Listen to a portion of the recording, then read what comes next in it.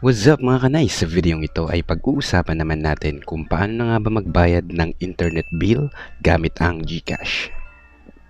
Kung bago ka pa lang sa channel na ito and you're into tutorial and informational videos, please like, share, and subscribe lang kanays. Sobrang ma-appreciate ko yung pag-subscribe ninyo sa ating channel and makakasigurado ka na marami pa tayong upcoming videos na gaya nito na aking i-upload this coming days. Going back sa ating topic for this video, once na ma-open nyo na ang inyong GCash app, ay itap nyo lang ang bills icon. Next ay itap ang cable/internet. Tapos you'll see the different internet service provider. So select nyo lang kung anong provider ninyo dyan. You can also use the search billers button to search for your provider.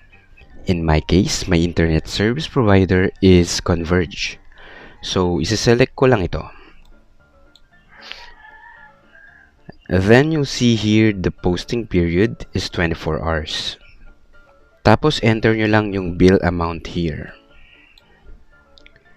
Naka-indicate din here na you'll be charged a service fee of 10 pesos. Next, ay enter nyo naman ang inyong account number. Then, ang account name. Tapos, ang email address. Please note that the email address is only optional. After that, may makikita kayo about GEnsure Bill Protect.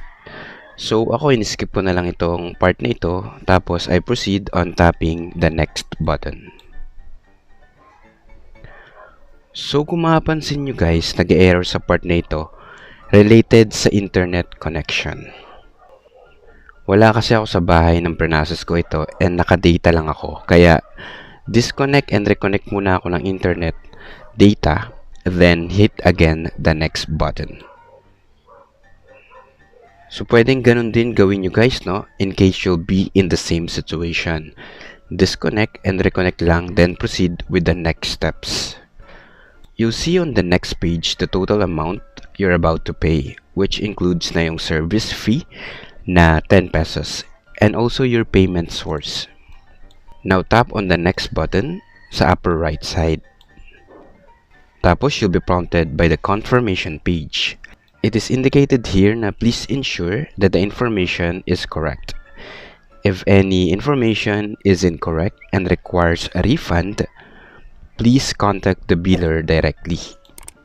Once na double check nyo na lahat ng mga info, ay pwede nyo na itap yung confirm button. Unfortunately, may nag-prompt na something went wrong. There seems to be a problem with pay bills. Please try again. With this one, it could be an issue with the app or pwede ring sa internet connection. Ang ginawa ko dito ay tinap po yung try again button. However, another error appeared. It says, oops, there seems to be a familiar transaction you have submitted. Kindly retry after an hour if you are trying to make another transaction. Please check your transaction history or in-app inbox to confirm your previous transaction. Then my open close parenthesis code-BCC3-422. So from this error, it is possible na pwedeng hindi na-go through yung internet payment na ginawa natin. Pero pwede ring na-go through or na-process ito successfully. So we just need to validate it first.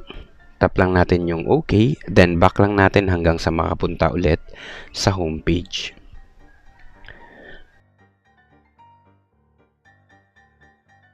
But then, another error was encountered. Pay bills is currently not available. Please check back later. Which is possible related dun sa error kanina na 1 hour after ulit pwede makapag-process via pay bills. So, tap lang natin yung back button. Kung mapapansin ninyo ay nabawasan na ang balance ko ng amount to pay for this transaction. This is an indicator na possible na process na talaga yung payment sa end ni GCash since deducted na ito. Chinek ko rin yung email and may email receipt ng pinadala si GCash which includes the reference number. While sa transaction history ay recorded na rin yung bills payment na ginawa natin. Pwede nyo rin ito itap to see the details, which includes the reference number. Now we just need to validate naman if na-receive na ba ito sa end ni Converge. Though ang posting nito sa end ni internet provider is within 24 hours. For some reason, hindi pa nagpapadala ng receipt yung Converge, or parang after few days pa ata sila nagpapadala talaga ng receipt. So pwede natin gawin dyan just to make sure is to reach out to their customer service. Recently ko lang din nalaman yung chat facility nila sa Facebook. So doon ako naipag-coordinate sa kanila and I was able to confirm na successfully na process naman na yung payment ko with Converge. So that's it mga kanais. We are done with the latest procedures on how to pay your internet bill via GCash. And if in case you encounter any issues on processing your payment. If you'll find this video helpful, please like, share, and subscribe lang kanais. Maraming salamat sa panonood. See you on our next video.